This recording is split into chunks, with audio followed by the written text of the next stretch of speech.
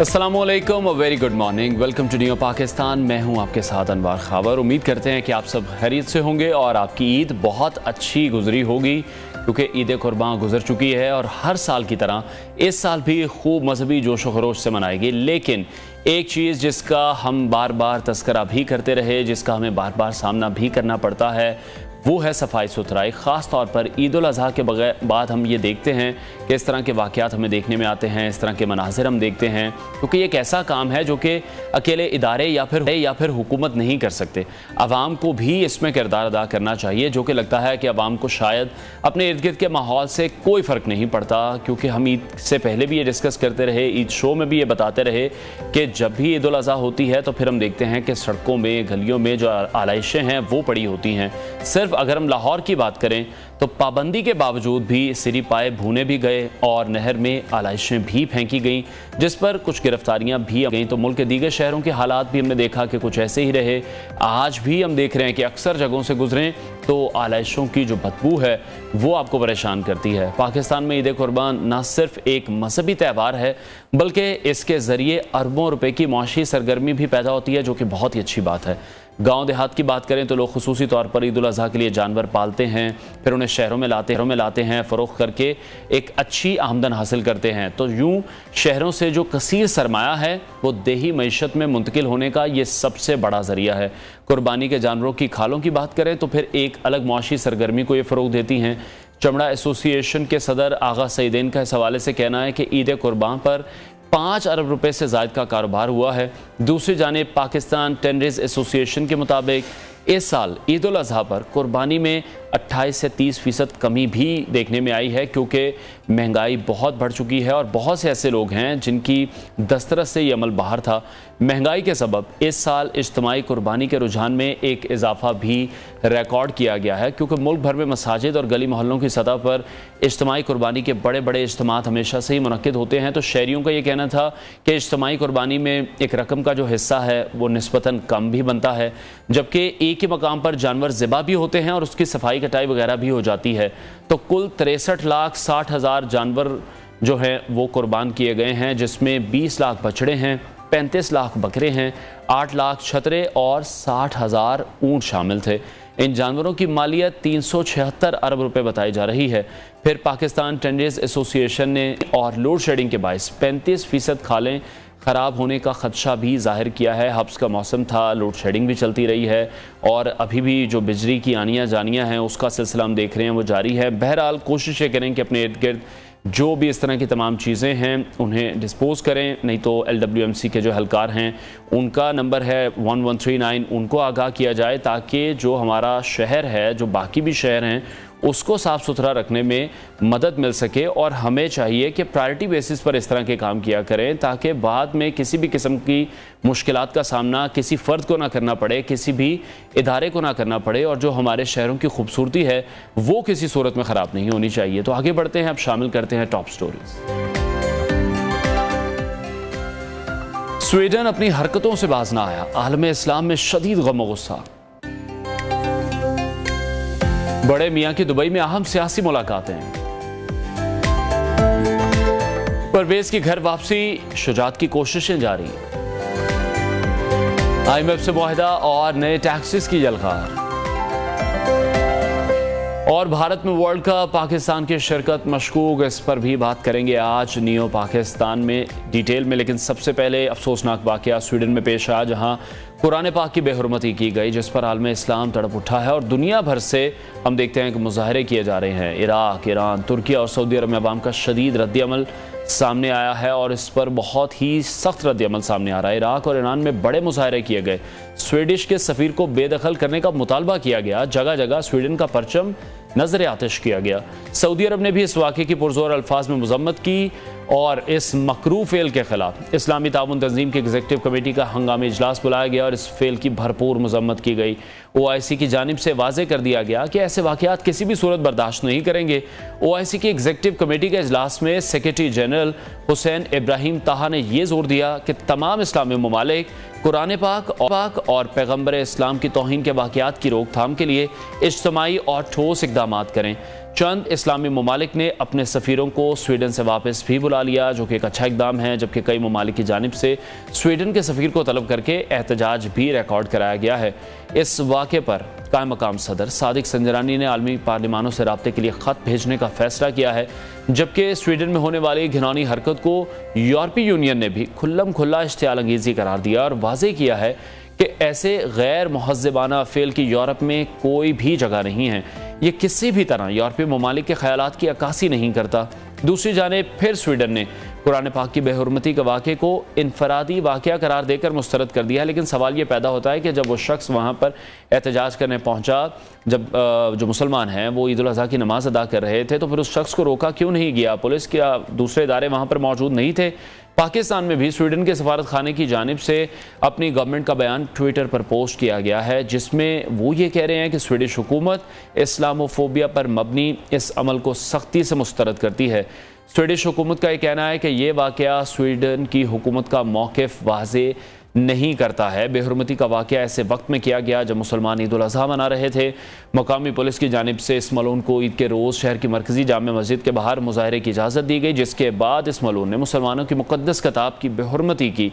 तो अब ये देखना है कि क्या सिर्फ एहतजाज और सफ़ीरों को बेदखल करके ही जो इस्लामोफोबिया है उसको रोक पाना मुमकिन है। नबी करीम सल्लल्लाहु अलैहि वसल्लम की शान में जो लोग गुस्ताखी करते हैं या कुरान पाक के हवाले से कुरान पाक की जो बेहुरमती करते हैं, तो क्या ये काफ़ी होगा इस तमाम अमल को रोकना अगर इन सफ़ीरों को बेदखल कर दिया जाता है या इन ममालिक से अपने सफ़ीरों को वापस बुला लिया जाता है या इनकी प्रोडक्ट्स का बॉयकॉट कर दिया जाता है, जो कि हम देख रहे हैं कि सोशल मीडिया पर इस तरह की बहुत सी मुहिम शुरू भी हो चुकी हैं। तो OIC समेत तमाम इस्लामी ममालिक की जानिब से शदीद मज़म्मत भी की जा रही है और एहतजाज भी रिकॉर्ड करवाया जा रहा है। पाकिस्तान इस हवाले से क्या इक़दामात ले रहा है, ये हमने आपको बताया कि जो इस वक्त कायम मकाम सदर हैं उनकी जानिब से कहा गया कि मुख्तलिफ ममालिक के जो पार्लिमान हैं उनको इस हवाले से खतूत लिखा जाएगा और अब देखना है कि क्या ये मुमकिन हो सकेगा कि पाकिस्तान में स्वीडिश जो प्रोडक्ट्स हैं उस पर पाबंदी लगे, जबकि स्वीडन के सफ़ीर को बेदखल करने के हवाले से क्या कोई इक़दामात उठाए जाएंगे, क्योंकि पहले भी इस तरह के मुतादिद वाक़यात पेश आते रहे जब बहुत सी मजहबी जमातों की जानिब से पाकिस्तान में इस पर बात की जाती रही, धरने दिए जाते रहे और ये मुतालबा किया जाता रहा कि इनके जितने भी सफ़ीर हैं उनको बेदखल किया जाए और इन तमाम ममालिक से जो पाकिस्तानी सफ़ीर हैं उन्हें वापस बुलाया जाए। लेकिन क्या ये तमाम जो मामलात हैं सिर्फ सिफारतकारी तक ही महदूद रहेंगे या कोई सख्त एक्शन लिया जाएगा इन तमाम इस्लामी ममालिक की जानिब से, क्योंकि कुरान पाक की जो बेहुरमती है वो किसी भी सूरत में काबिल कबूल नहीं है। नबी करीम सल्लल्लाहु अलैहि वसल्लम की शान में गुस्ताखी भी बर्दाश्त नहीं की जा सकती। तो अब देखना ही है कि तमाम जो इस्लामी ममालिक हैं इस पर अपना क्या स्टांस रखते हैं। सऊदी अरब की जानिब से भी शदीद रद्द-ए-अमल इस वाक़े के बाद सामने आया है। अगर ईरान की बात करें, इराक़ की बात करें, तो वहाँ पर भी मुज़ाहरे किए गए हैं और जो मुज़ाहिरीन वहाँ पर मौजूद थे उनकी जानिब से मुतालबा किया गया है कि उनके जो सफ़ीर हैं उनको बेदखल किया जाए और इन ममालिक से अपने सफ़ीरों को भी वापस बुलाया जाए। तो पाकिस्तान में भी स्वीडन के सफारत खाने की जानिब से अपनी गवर्नमेंट का बयान ट्विटर पर पोस्ट किया गया है। तो पाकिस्तान में स्वीडन के सफारत खाने की जानिब से अपनी गवर्नमेंट का बयान ट्विटर पर पोस्ट किया है और उनका ये कहना है कि ये इनफरादी अमल है, इसमें स्वीडन की गवर्नमेंट का कोई हाथ नहीं है। अहम मामला है ये, इस पर हम मज़ीद भी बात करेंगे, लेकिन आगे बढ़ते हैं। अभी तो मुस्लिम नून के कायद और साबिक वज़ीर आज़म नवाज शरीफ की दुबई में अहम सियासी मुलाकातों का सिलसिला जारी है, जहां ज़राए ये बता रहे हैं कि नवाज शरीफ आइंदा हफ्ते पीपल्स पार्टी की क़यादत से एक और मुलाकात करने जा रहे हैं। ज़राए ये कह रहे हैं कि नवाज शरीफ से इस्तेहकाम पाकिस्तान पार्टी के रहनुमा की जानिब से भी रब्ता किया जा रहा है। इस्तेहकाम पाकिस्तान पार्टी के रहनुमाओं से पंजाब की सियासत पर गुफ्तगू हुई है। दुबई में साबिक वज़ीर आज़म ने मुस्लिम लीग गल्फ के वफ़द से भी अहम मुलाकात की और इस मुलाकात के दौरान नून लीगी कायद को UAE समेत खलीजी ममालिक में मुकीम जो पार्टी कारकुनान हैं उनके बुलंद मोराल से आगाह किया गया है और इसी दौरान लीगी वफ़द ने मरीम नवाज से भी मुलाकात की। इस मौके पर नवाज शरीफ ने यकीन दिलाते हुए ये कहा है कि मुस्लिम लीग नून पाकिस्तान के मसाइल पर जल्द काबू पा लेगी, जिसका तमाम लोगों को इंतज़ार है। तो बरसरे इक़्तिदार आकर महंगाई का खात्मा करना मुस्लिम लीग नून की पहली तरजीह होगी। हालांकि बरसरे इक़्तिदार वो इस वक्त भी हैं, लेकिन शायद अभी उनकी तरजीहात में शामिल नहीं है। ज़राए के मुताबिक साबिक वज़ीर आज़म की अभी मुतअद्दिद अहम मुलाकातें शेड्यूल हैं और वो दुबई में मज़ीद एक हफ़्ता क़याम करेंगे। दूसरी जानिब मुस्लिम लीग काफ के सदर चौधरी शुजात हुसैन ने कैंप जेल लाहौर में PTI सदर चौधरी परवेज़ इलाही से चंद रोज़ के दौरान दूसरी मुलाकात की है। इस अहम मुलाकात में चौधरी सालिक और चौधरी वजाहत हुसैन भी चौधरी शुजात हुसैन के हमरा मौजूद थे। जरा ये बता रहे हैं कि चौधरी शुजात हुसैन की चौधरी परवेज़ इलाही से मुलाकात एक आला शख्सियत की मौजूदगी में हुई है। जराये के मुताबिक चौधरी शुजात हुसैन ने एक बार फिर से चौधरी परवेज़ इलाही से कहा है कि वो PTI छोड़ें और दोबारा अपनी पुरानी जमात में वापस आ जाएं। तहम चौधरी परवेज़ इलाही का अब ये स्टांस है कि वो इस बारे में अभी कोई हतमी फैसला नहीं कर सकते। चौधरी परवेज़ इलाही का ये कहना था कि जो तकलीफ़ें मैंने बर्दाश्त करनी थी अब वो मैं तकलीफ़ें बर्दाश्त कर चुका हूँ। अब चौधरी मोनस इलाही मेरी सियासत के हवाले से जो भी फैसला करेंगे वो उन्हें काबिल कबूल होगा। तो अब देखना ये है कि परवेज़ इलाही की घर वापसी होती है, चौधरी शुजात हुसैन उन्हें मनाने में कामयाब होते हैं या नहीं होते हैं, क्योंकि बार बार उनकी ज़मानत होती है और बार बार उन्हें गिरफ्तार कर लिया जाता है। नवाज शरीफ की दुबई में जो सियासी सरगर्मियां हैं, अब देखना यह है कि क्या ये तमाम सरगर्मियां उनकी वापसी का अंदिया साबित होंगी। क्या नवाज शरीफ एक बार फिर से वज़ीर आज़म बन पाएंगे, ये सवाल अब तमाम ही जो हलके हैं वो करते दिखाई दे रहे हैं, क्योंकि पाकिस्तान पीपल्स पार्टी की जानिब से जो कैंपेन है, जो प्रोजेक्ट है, वो इस वक्त बिलावल हैं कि बिलावल को किसी तरह वज़ीर आज़म बनाया जाए। लेकिन देखना यह है कि क्या नवाज शरीफ और आसिफ जरदारी इस पर मानेंगे। ज़राए के मुताबिक परवेज़ खटक एंड कंपनी पीपल्स पार्टी और इस्तेहकाम पार्टी को भी ना कर चुकी है, तो इलेक्शन के करीब शायद मौलाना फजलुर रहमान को ज्वाइन करने के कवी इम्कानात भी इनके हैं। तो क्या KPK में अगली हुकूमत मौलाना बनाते दिखाई दे रहे हैं? जो सियासी मंजरनामा है बड़ी ही तेज़ी से तब्दील होता दिखाई दे रहा है। आप मुलाकातों का सिलसिला और दुबई इस वक्त मरकज़ निगाह बना हुआ है। नवाज शरीफ मज़ीद एक हफ़्ता दुबई में क़याम करेंगे, अहम फैसले हो रहे हैं वहाँ पर, और पाकिस्तान पीपल्स पार्टी के साथ उनकी मज़ीद अहम मुलाकातें अभी भी मुतवक्के हैं, क्योंकि कुछ चीज़ों पर उनका डेडलॉक चल रहा है, जिस हवाले से मुलाकातें बार बार हो रही हैं। तो नवाज शरीफ की जो दुबई में सियासी सरगर्मियां हैं, अब देखना यह है कि मियाँ साहब कब वतन वापस आते हैं, क्योंकि बहुत देर से इंतज़ार किया जा रहा है कि वो वापस आएँ और पाकिस्तान में जो केसेस उन पर हैं उनको आकर वो इस वक्त फेस करें। जिस तरह से PTI चेयरमैन के हवाले से कहा जा रहा है कि वो मुल्क में मौजूद हैं और अपने तमाम केसेस को भी फेस कर रहे हैं, तो यही उम्मीद की जा रही है कि नवाज शरीफ भी वतन वापस आएंगे और अपने तमाम केसेस को यहाँ पर डिफेंड करेंगे, यहाँ पर फेस करेंगे। और एक और अहम मामला जो है वो चौधरी परवेज़ इलाही का है। चौधरी शुजात हुसैन की जानिब से मुतअद्दिद कोशिशें की तो जा रही हैं कि वो चौधरी परवेज़ इलाही को किसी तरह से मनाने में कामयाब हो जाएं। कहाँ मुलाकात भी हुई है जिसमें चौधरी सालिक हुसैन भी मौजूद थे, वजाहत हुसैन भी मौजूद थे, और ये बताया जा रहा है कि एक आला शख्सियत की मौजूदगी में ये अहम मुलाकात हुई है। चौधरी परवेज़ इलाही को मनाने की कोशिश की गई, लेकिन उनका ये कहना था कि मैं तमाम मुसीबतें तो अब बर्दाश्त कर चुका हूँ, तो अब इस तमाम मुसीबतों के हवाले से जो हतमी फ़ैसला है वो मैं नहीं करूँगा, मेरे हवाले से जो फ़ैसला है अब चौधरी मोनस इलाही करेंगे। इस हवाले से हम मज़ीद डिस्कशन करेंगे इस ब्रेक के बाद। हमारे साथ रहिए।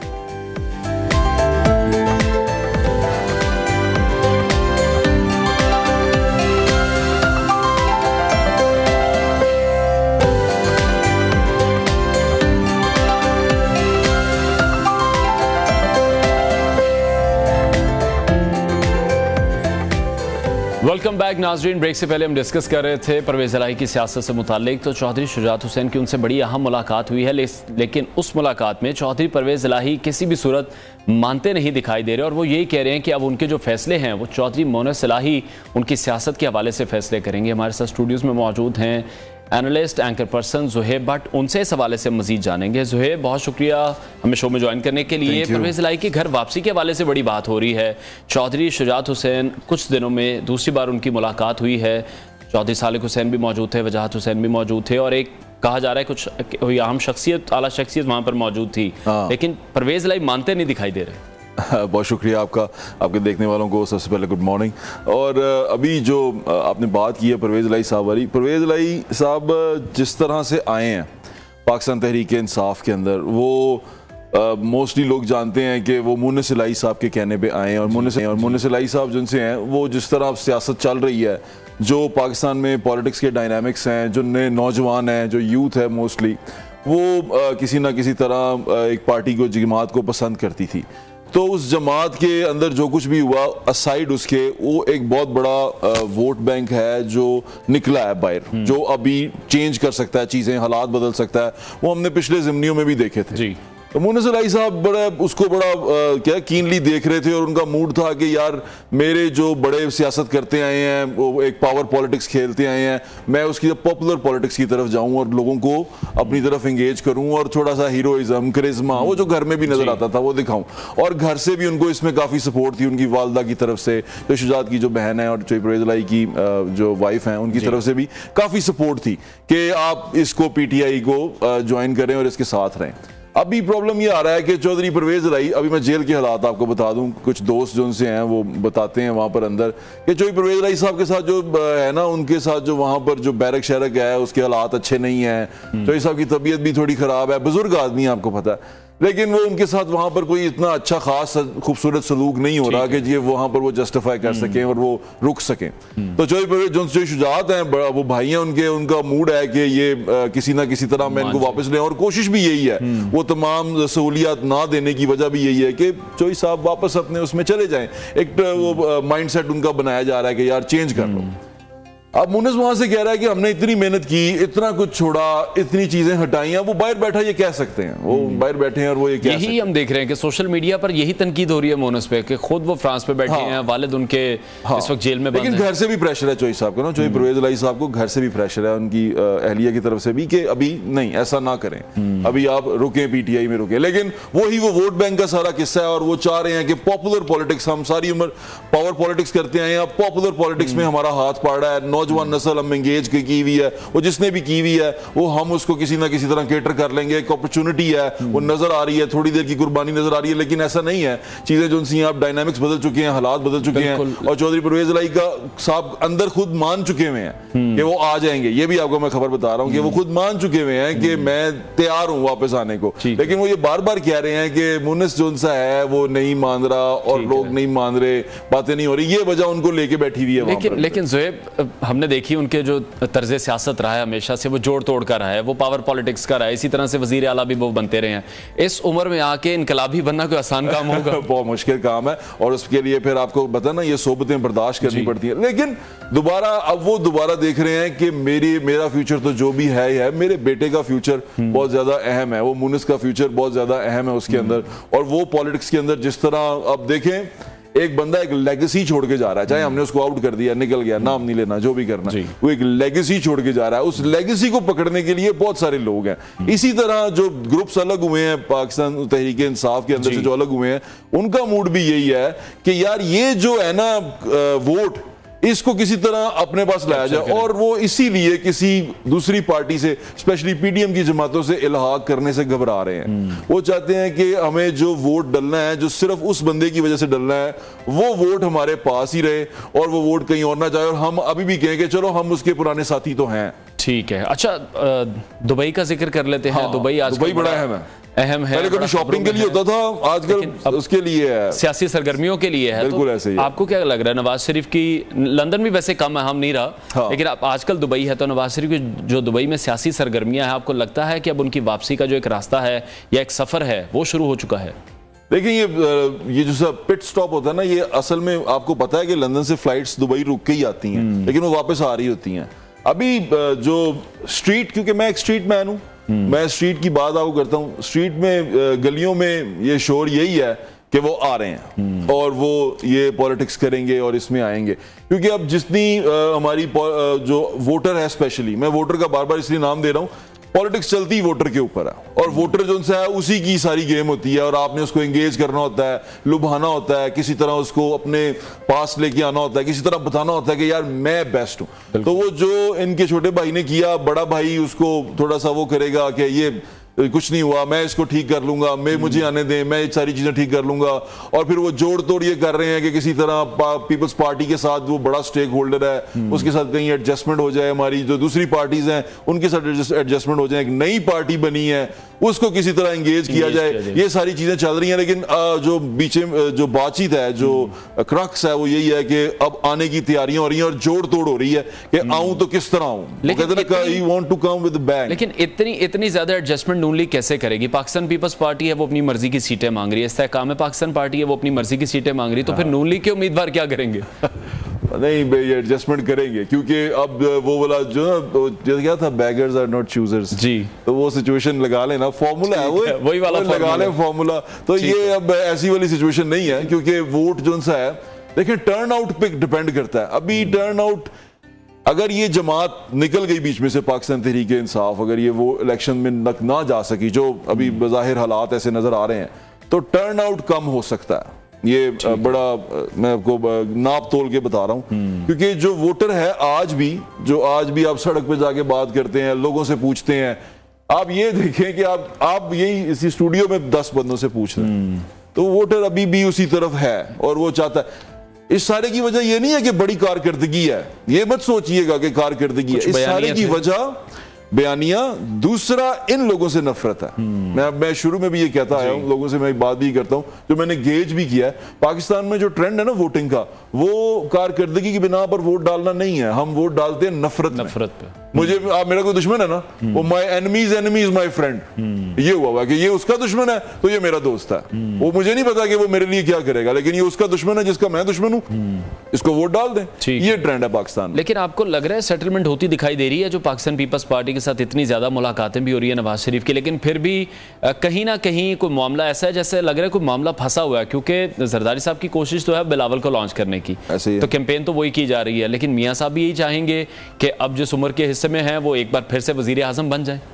वो भी बन जाए, उनके घर में भी एक वजीर आजम और तैयार हो रहा है ना, लेकिन उसको मेरे ख्याल से उन्होंने फॉरेन मिनिस्टर पे इक्तफा करवाया था कि पहले फॉरेन मिनिस्टर बनेंगे, सारा रास्ता वही है, क्योंकि अब बिलावल फॉरेन मिनिस्टर बन चुके हुए हैं और वो बाहर भी जा रहे हैं, लोगों से भी मिल रहे हैं, पूरी दुनिया में लॉबी भी कर रहे हैं, तो वो एक अच्छा एक फेस दिखा चुके हैं वहां पे। मियां साहब का वापस आने से बिलावल को एक छोटा सा कंपटीशन तो मिलेगा, लेकिन वो सेटलमेंट पे है डिपेंड करता है। देखें ये जो जमातें हैं ना पीडीएम वाली, इनसे ये उम्मीद छोड़ दें कि ये लड़ेंगी अब आपस में, ये नहीं लड़ेंगी, ये क्या कहते हैं ना, एक ही थाली के चट्टे बट्टे बन चुके हुए हैं।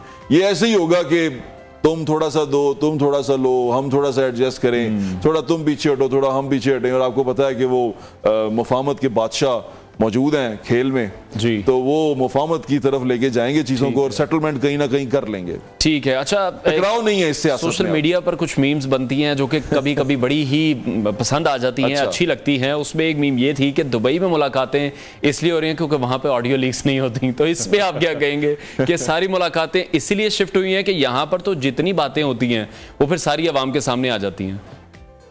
और वैसे भी एक ट्रेंड है कि छुट्टियां इन्होंने ईद जो होती है वो दुबई में मनानी होती है।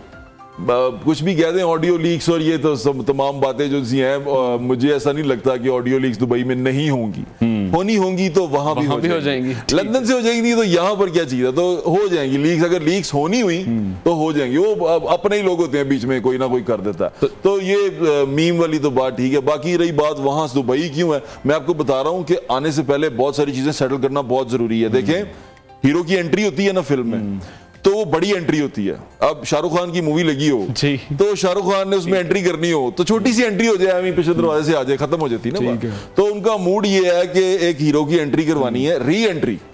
तो री एंट्री जो सी है वो विद बैंग की जाए, कोई बड़ी चीज हो, कोई नया रिलीफ हो, कोई नई बात हो, कोई लोगों को लुभाने के लिए चीज मिले, लोग दोबारा एयरपोर्ट की तरफ जाने के लिए माइल किया जाए। तो ये प्लानिंग असल में ये हो रही है कि कैसे री इंट्रोड्यूस किया जाए। ठीक है, ज़ुहैब हमारे साथ ही रहेगा। सीनियर तजियाकार इसार राना ने भी हमें ज्वाइन, उनसे भी इस हवाले से बात करेंगे। इसार साहब बहुत शुक्रिया आपके वक्त के लिए। इस्तेहकाम पाकिस्तान पार्टी के हवाले से भी हम बात करेंगे और ज़राए भी ये बता रहे हैं कि जो परवेज़ खटक हैं वो पीपल्स पार्टी को भी ना कर चुके हैं, इस्तेहकाम पाकिस्तान पार्टी को भी ना कर चुके हैं। तो आपको क्या लगता है, मौलाना फजलुर रहमान के साथ मिलेंगे, इंडिपेंडेंट चलेंगे, क्या उनकी प्लानिंग होगी, या केपी में अगली हुकूमत आप देख रहे हैं कि मौलाना फजलुर रहमान ही बनाएंगे? देखिए, जहाँ तक परवेज खटक साहब की बात है ना, तो मुझे नहीं लगता कि वो मौलाना फजलुर रहमान से मिलेंगे। वो ये रोल तो प्ले कर सकते हैं कि पीटीआई को ना जीतने दें, लेकिन वो इस पोजीशन में नहीं है कि वो केपीके में कोई को ब्रेक थ्रू कर सकें या कोई ऐसा लोग इकट्ठे कर सकें या ऐसे एक जमात या ग्रोह बना सकें जो केपीके में पीटीआई को डेंट डाल सके। लिहाजा उनका रोल इतना ही होगा कि जहां जहां पीटीआई के मजबूत कैंडिडेट होंगे वहां वो अपना कैंडिडेट खड़ा करके उस वोट बैंक को खराब करेंगे, इससे ज्यादा कुछ नहीं कर सकते वो। ठीक है, तो इसार साहब अभी फ्यूचर में क्या देख रहे हैं आप नवाज शरीफ की वतन वापसी के हवाले से? क्या इतलात हैं? और नवाज शरीफ क्या वापस आते हैं तो वजीर आजम बन सकेंगे? क्यों नहीं बन सकेंगे भाई? ये मुल्क के वसाइल, ये कानून, ये आइन, ये सब उनका ताबे है। और पूरे इदारे जो है हाथ बांध के माही आवेगा न फूला नल धरती से जावांगी गाते फिर रहे। तो वो वजीर आजम क्यों नहीं बन सकते? उनकी बेटी वजीर आला पंजाब क्यों नहीं बन सकती?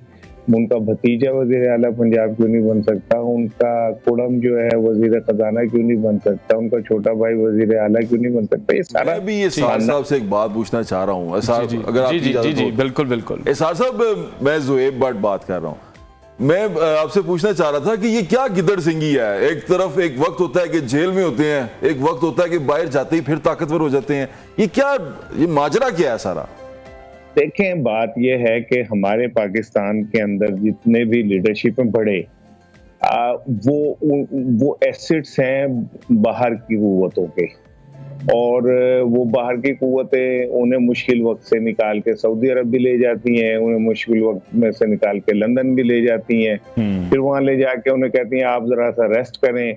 फिर लॉबिंग शुरू होती है। लंदन में नवाज शरीफ साहब की ने लॉबिंग शुरू की, और शुरू करने के बाद अभी कुछ बातें ऐसी हैं जो मैं ऑन स्क्रीन कह नहीं सकता कि उन्होंने क्या क्या किरदार अदा किया किस किस चीज में। तो वो फिर फल तो मिलता है।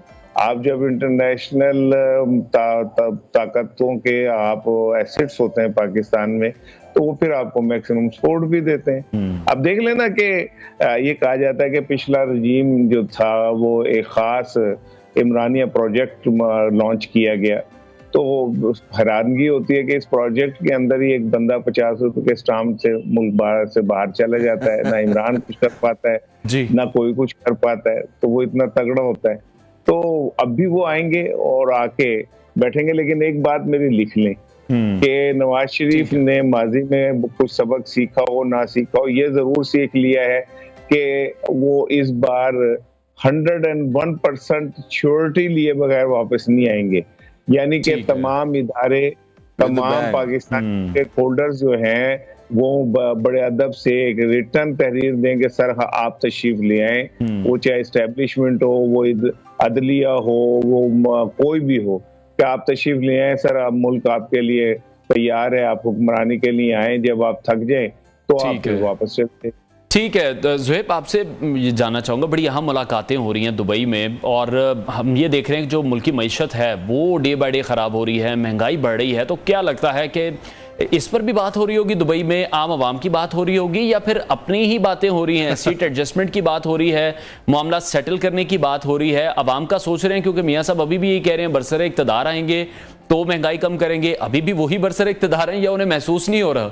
यार भाईजान, एक छोटी सी आपको बात बताता हूँ। अभी बिलावल भुट्टो जरदारी साहब हैं जापान में, और जापान में वो अपनी बहन के साथ हैं, हमशीरा के साथ हैं। वो वहाँ बात कर रहे थे, तरक्की की बात कर रहे थे, बड़े बड़े लोगों से मिल रहे थे। और आपको पता है लाड़काना में 7 दिन हो गए हैं बिजली नहीं है। लोग जो उनसे हैं इतने परेशान हैं वहाँ पे, ये सड़कों पे आ चुके हुए हैं और रो रहे हैं, बिलख रहे हैं। अस्पताल है वहाँ पे, बहुत सारी चीज़, 7 दिन से बिजली नहीं है।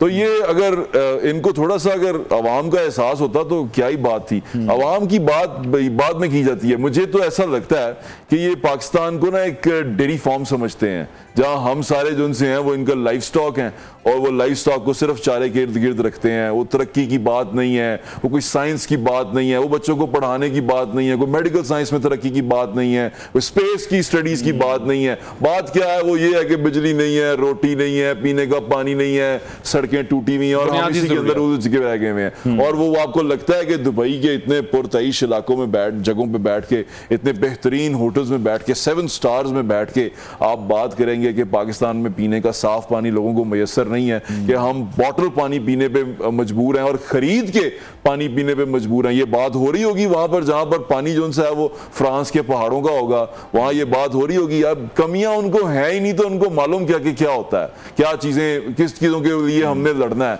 उनकी सियासत, मैं बता रहा हूँ, ये पावर पॉलिटिक्स है।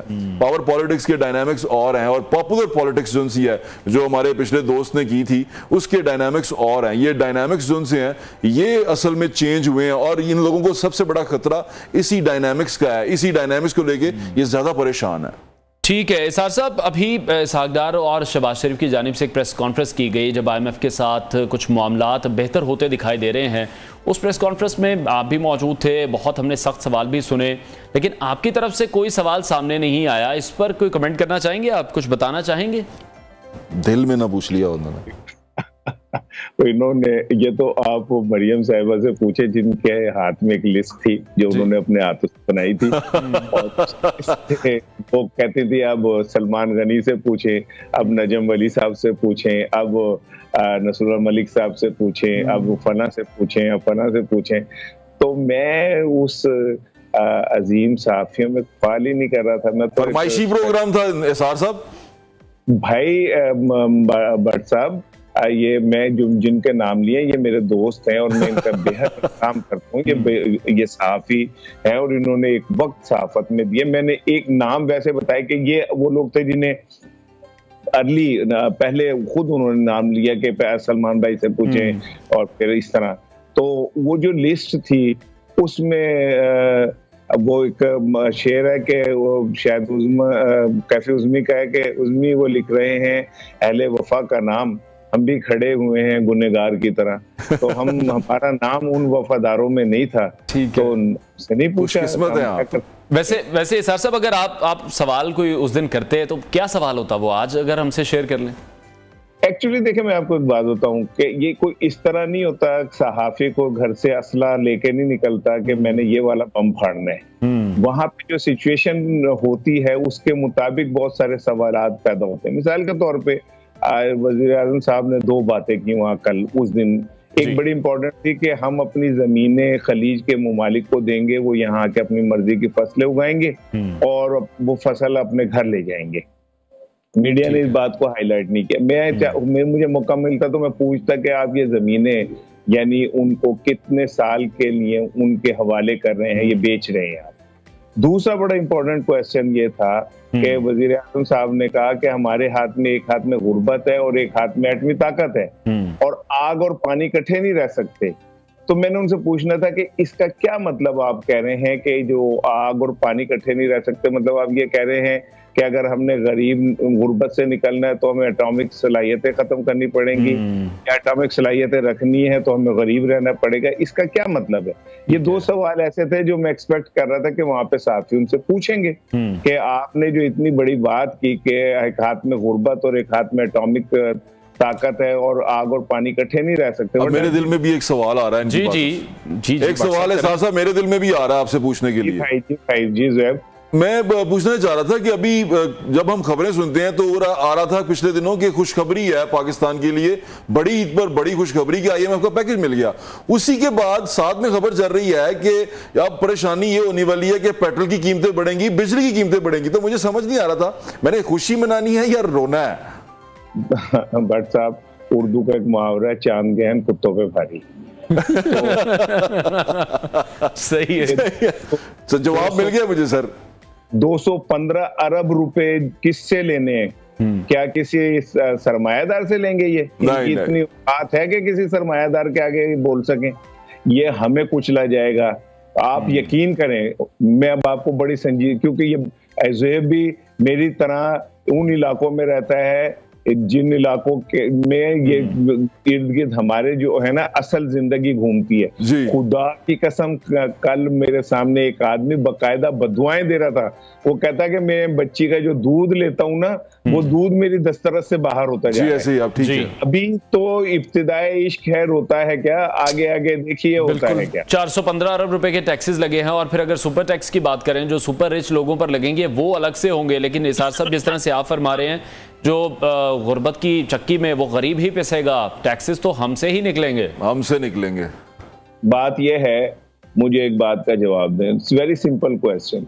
जो शख्स के बैठ के बात कर रहा था कि हमने बैरूनी सरमायाकारों को अट्रैक्ट किया है पाकिस्तान के लिए कि वो आए यहाँ सरमायाकारी करें, अगर वो कोई उनमें से ये खुद वजीर आजम से पूछ लेता कि आपने तो इन्वेस्टमेंट ही लंदन में की हुई है, आपने तो इन्वेस्टमेंट दुबई में की हुई है, सऊदी अरब में की हुई है, आप किस मुंह से हमें कह रहे हैं कि पाकिस्तान में इन्वेस्टमेंट करें? ये जितने ताकतवर लोग हैं, जितने डॉलर ये यहाँ से लेके पाकिस्तान से बाहर गए हैं, मैं कासिम के अब्बू की बात नहीं कर रहा। कासिम के अब्बू क्या कहते थे, मैं तो पाकिस्तानी के तौर पे ये पूछता हूँ, क्या इसाक डार, क्या शहबाज शरीफ, क्या और मैं आसिफ अली जरदारी, क्या इन्होंने दुबई में, हम लंदन में सेफ इन्वेस्टमेंट नहीं की हुई?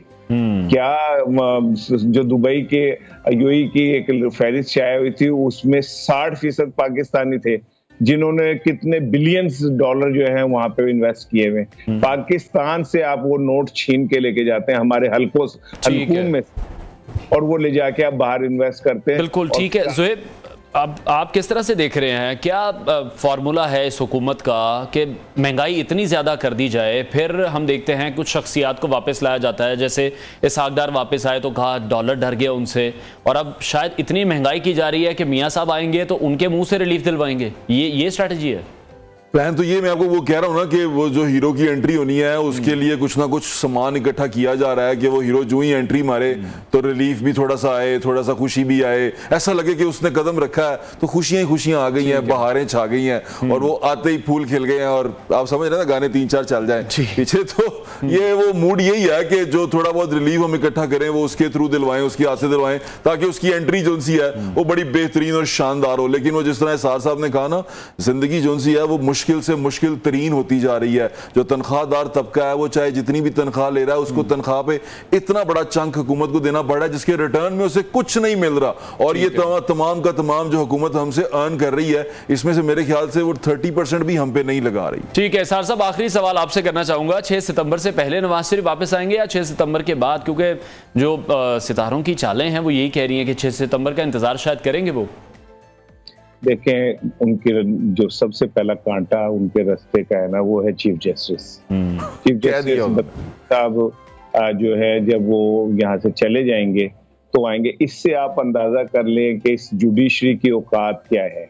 यानी हाँ, हमारे यहाँ अपनी मर्जी का चीफ जस्टिस और अपनी मर्जी के खिलाफ के चीफ जस्टिस को सामने रखा जाता है। या इंसाफ कोई चीज नहीं है, कानून कोई चीज नहीं है, आइन कोई चीज नहीं है। यहाँ पे मेरा चीफ जस्टिस, मेरा एस्टेब्लिशमेंट के हीरो, मेरा जो है वाने सदर में बैठा हुआ आदमी, ये सारा मैटर कर रहा होता है। पाकिस्तान वोट, बस एक जुमला और कहूंगा, आपके प्रोग्राम के सेगमेंट का वक्त खत्म हो रहा है कि ये तय हो रहा है कि जी अब यूं होगा और यूं होगा, और कासिम का अब्बू जो है वो बाहर होगा और सिंध फला को मिलेगा, तो फिर इलेक्शन के ढकोसले की क्या जरूरत है? ठीक है, बहुत शुक्रिया सीनियर तजियाकार इसार राना, एंकर पर्सन और तजियाकार ज़ुहैब भट्ट हमारे साथ इन कॉन्वर्सेशन थे। आप दोनों का बहुत शुक्रिया। ना देते हैं ब्रेक के बाद आपको दोबारा ज्वाइन करेंगे, साथ रहिए।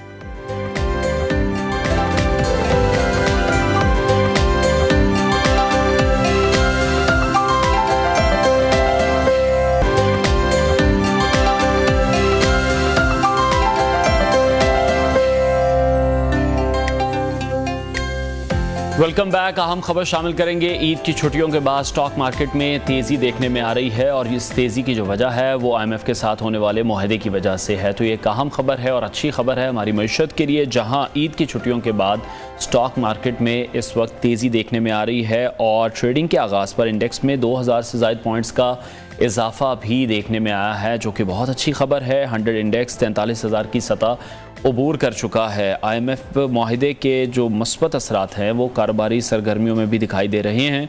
स्टॉक मार्केट में ज़बरदस्त तेज़ी से ट्रेडिंग 1 घंटे के लिए रोक दी गई है। ईद की छुट्टियों के बाद स्टॉक मार्केट में ज़बरदस्त तेज़ी देखने में आ रही है। ट्रेडिंग के आगाज़ पर इंडेक्स में 2000 से ज़ायद पॉइंट्स का इजाफा देखने में आया है। 100 इंडेक्स 43,000 की सतह अबूर कर गया है। हमारे कॉरेस्पॉन्डेंट काशिफ मुनीर हमें इस हवाले से मज़ीद अपडेट करेंगे। जी काशिफ। देखिए, पाकिस्तान स्टॉक मार्केट का जो आगाज है, आज उम्मीद की जा रही थी कि जैसे ही IMF प्रोग्राम के हवाले से मामला तय हो गए तो आज मार्केट में जो है वो तेजी देखी जाएगी, लेकिन ये तेजी जो है वो जबरदस्त रिकॉर्ड तेजी में देखी गई है। पाकिस्तान स्टॉक मार्केट का जो आगाज है वो तकरीबन 2231 पॉइंट इजाफे के साथ शुरू हुआ है और ये तकरीबन जो अपर लॉक होता है 5.38 का, ये उसको जो उसने क्रॉस किया तो मार्केट को 1 घंटे के लिए रोक दिया गया है। हमने माजी में तो देखा है कि मार्केट के अंदर लोअर लॉक लगते हैं तो जो सरमायाकारों को नुकसान को बचाने के लिए मार्केट को बंद किया जाता है। आज जो सब सूरत हाल ये है कि मार्केट अपर लॉक पर बंद हुई है ट्रेडिंग के दौरान। अब मार्केट का दोबारा जो आगाज होगा वो 10 बजे होगा। मार्केट को जो इस वक्त क्लोज हुई है वो 43,439 पर बंद हुई है और इस वक्त जो मार्केट की क्लोजिंग आई है 1986 पॉइंट पर आई है। अब उम्मीद की जा रही है कि मार्केट दोबारा 10 बजे खुलेगी, लेकिन IMF मुआहदे के बाद मार्केट में आज सारा दिन जो है वो जबरदस्त तेजी के जो इम्कान जाहिर किया गया था, मार्केट का आगाज उसमें आज हुआ है। जी बहुत शुक्रिया काशिफ मुनीर, अपडेट कर रहे थे। स्टॉक मार्केट में जबरदस्त तेजी देखने में आ रही है। 100 इंडेक्स 43,000 की सतह भी अबूर कर चुका है। स्टॉक मार्केट में जबरदस्त तेजी से ट्रेडिंग 1 घंटे के लिए रोक दी गई है। एक बहुत अच्छी खबर है, स्टॉक मार्केट में जबरदस्त तेजी देखने में आ रही है। तो नाज़रीन कि आपको सोशल मीडिया नेटवर्क ट्विटर इस्तेमाल करते हुए मसाइल का सामना हो रहा है, तो इसकी वजह हम आपको बताते चलें कि वो इंटरनेट नहीं है बल्कि ट्विटर की जानिब से आयद करदा कुछ नई पाबंदियां हैं। क्योंकि अब से ट्विटर ने हर सारिफ के लिए ट्वीट्स देखने की हद मुकर्रर कर दी है। एलॉन मस्क ने मुख्तलिफ ट्वीट्स में ट्वीट्स देखने की हद के बारे में बताया और पहले उन्होंने बताया कि वेरीफाइड जो अकाउंट्स हैं वो रोज़ाना ज़्यादा से ज़्यादा 6,000 पोस्ट देख सकेंगे, जबकि ब्लू टिक से महरूम सारिफीन रोज़ाना महज सिर्फ 600 पोस्ट ही पढ़ सकेंगे, जबकि जो नए अनवेरीफाइड सार्फिन हैं वो महज 300 पोस्ट रोज़ाना देख सकते हैं। लेकिन फिर इस हद में इजाफा कर दिया गया और वेरीफाइड अकाउंट्स के लिए 10,000 जबकि दीगर के लिए बिल तरतीब 1,000 और 500 ट्वीट्स कर दी गई हैं। एलॉन मस्क ने बताया कि ट्विटर को मुतादिद इदारों की जानिब से की जाने वाली डेटा स्क्रैपिंग का मुकाबला करना पड़ रहा है, जिस वजह से सिस्टम मुतासिर हुआ है। उनका यह कहना था कि ट्विटर पढ़ने की हद मुकर्रर करना इस तरह के मसाइल की रोकथाम के लिए एक अहम कदम है और उन्होंने ये भी वाज़ेह नहीं किया कि कौन से इदारे हैं जो ट्विटर का डेटा स्क्रैप कर रहे हैं और ये मसला कब तक बरकरार रह सकता है। लेकिन जो मीडिया रिपोर्ट्स हैं उनके मुताबिक ट्विटर को खुद अपने आप से मुकाबला करना पड़ रहा है। तो जब से एलॉन मस्क ने ट्विटर का चार्ज संभाला है ट्विटर है, तब से हम देख रहे हैं कि ट्विटर में जो मसले मसाइल हैं वो डे बाय डे बढ़ते जा रहे हैं और नए नए मसाइल आए रोज सामने आ रहे हैं। नाज़रीन ब्रेक लेते हैं, हेडलाइंस के बाद आपको दोबारा ज्वाइन करेंगे, साथ रहिए।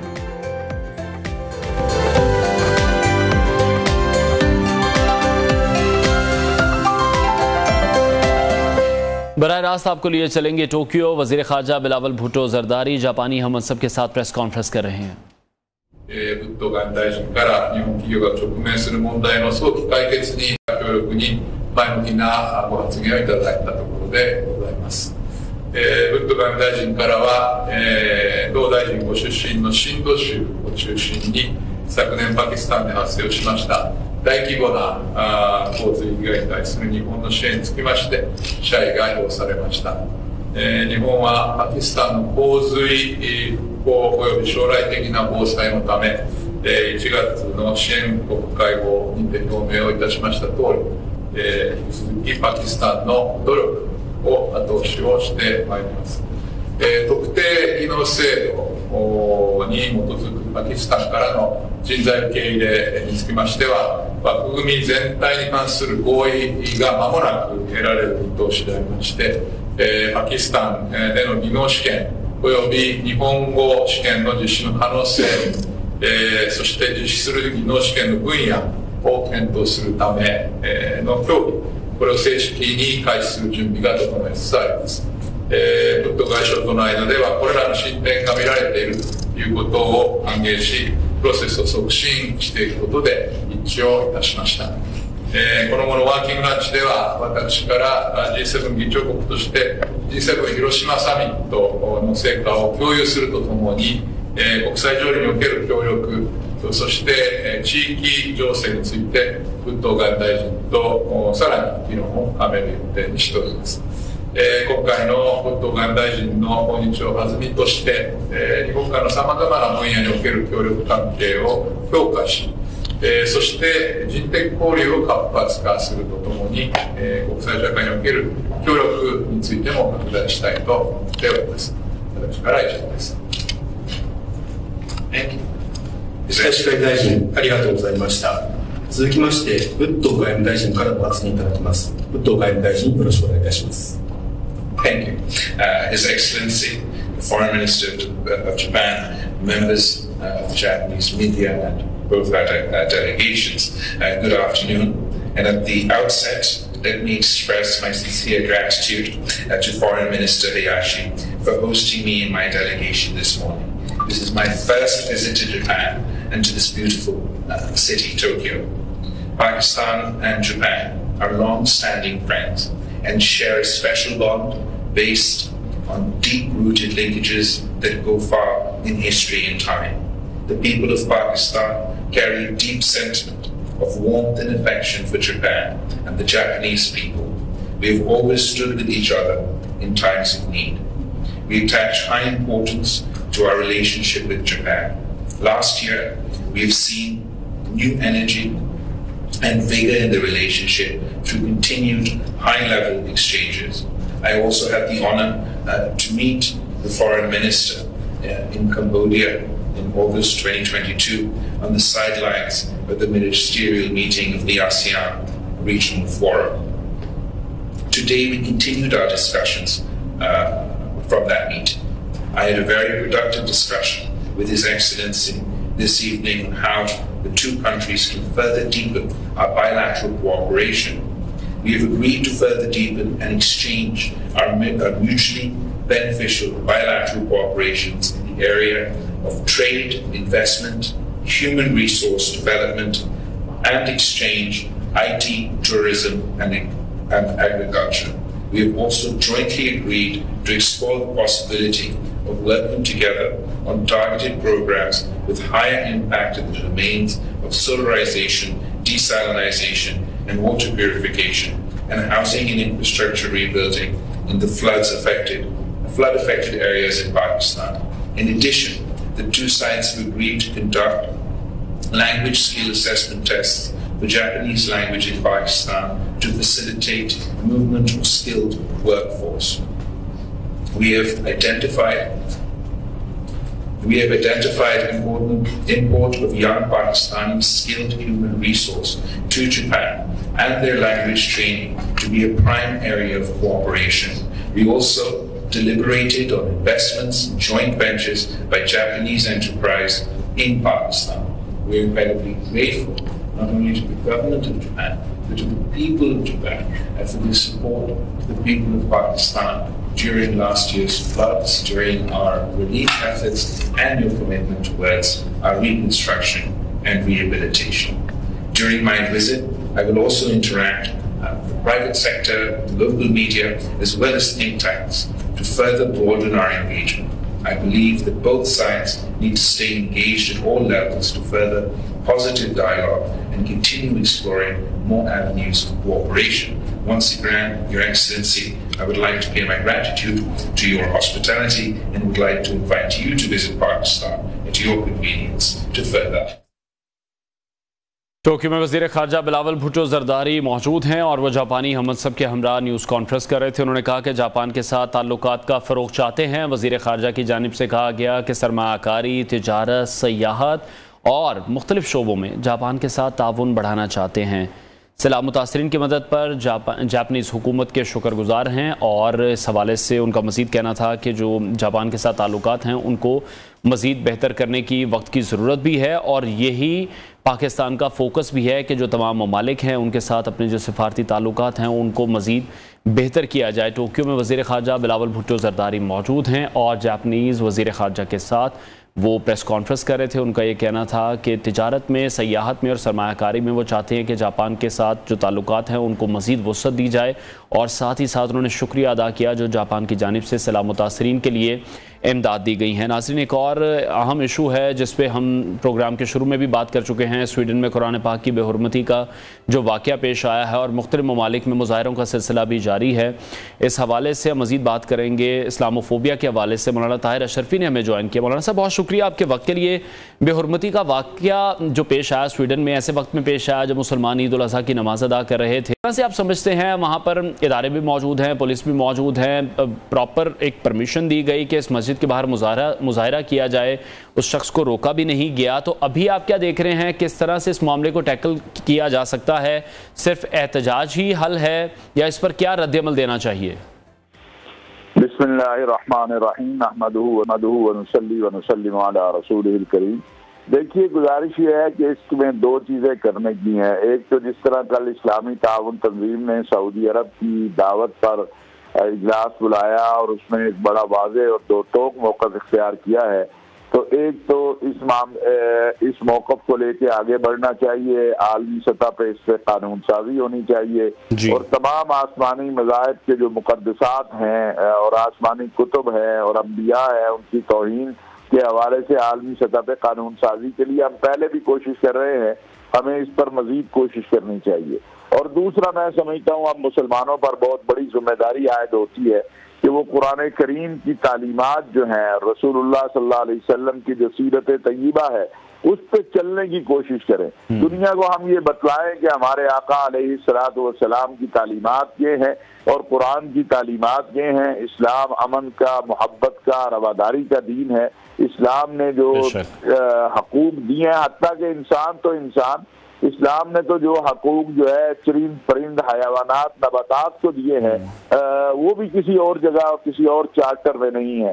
सिर्फ खुतबा हुज्जतुल विदा ही देख लिया जाए तो रसूलुल्लाह सल्लल्लाहु अलैहि वसल्लम ने पूरी इंसानियत को जिस तरह इंसानियत के लिए एक मशाल राह और जिंदगी का नमूना दिया है, वो आपको कहीं और नहीं मिलता। तो हमें इन दो चीजों की तरफ तवज्जो करनी चाहिए और इसके साथ साथ जैसा कि मुख्तलिफ मुल्कों में हुआ है, कुरान करीम की तिलावत और कुरान करीम की जो इशाअत है उसको बढ़ाना चाहिए। कुरान करीम का जो तर्जुमा है कुरान है उसे दुनिया में फैलाना चाहिए, क्योंकि जो कुरान करीम को एक बार पढ़ लेगा और उसको समझ लेगा वो फिर इस्लाम की नेमत से मालामाल हो जाएगा। और ये जो चंद इंतहा पसंद हैं या दहशत गर्द हैं, मैं समझता हूँ कायनात आलम में सबसे बड़ी दहशत गर्दी जो है वो उस शख्सियत की तौहीन है जिसको अल्लाह रब्बुल आलमीन ने रहमतुल लिल आलमीन बनाकर भेजा है, और उस किताब का जलाया जाना है जो अमन, मोहब्बत, रवादारी और इंसानियत और दुनिया के बका की